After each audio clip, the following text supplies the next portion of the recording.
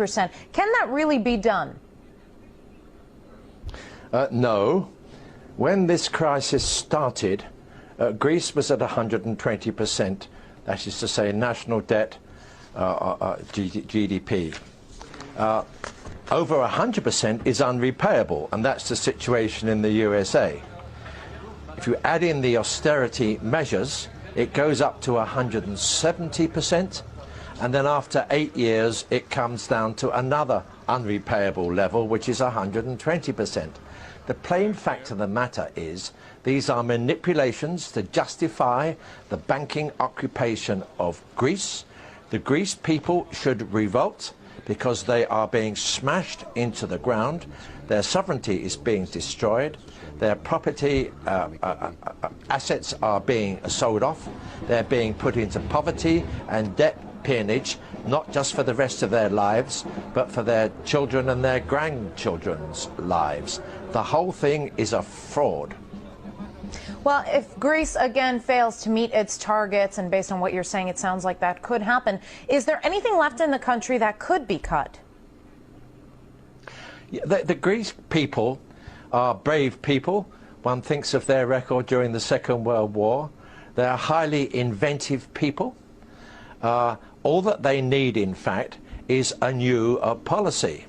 That policy must start by controlling the banks, which create money out of nothing, put it at compound interest, and do not put it into the real economy, and in particular to the spreading of the real economy. Unless then you open up an interest-free supply from your own national bank. But to do that, Greece must get out of the euro and take its own destiny forward in the same way as Iceland is now doing, and doing very successfully. The Dutch finance minister has demanded the establishment of a permanent troika office in Athens to ensure Greece fulfills its obligations. How democratic is this suggestion? This is an office of the financial fascists. These are the local Nazi implementers. They are the sign that Greece has been occupied, colonialized, and sacrificed for something which is not going to work in any case. The office should be kicked out, for starters. Well, the EU is kind of seen by many as taking on a sort of parental role when it comes to Greece, writing off part of its debt, giving more money in exchange for promises that Athens will do what its creditors say. Tell me very quickly, why is the bloc so keen to hold on to such a shiftless member?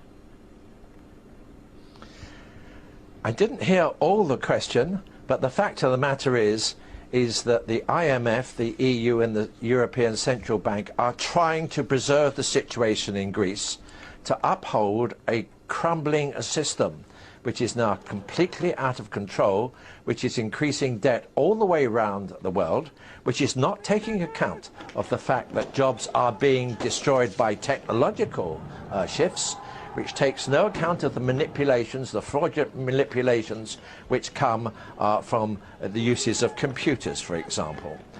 One way or another, they are desperate to maintain the situation because they have a belief that it is fair, efficient and just.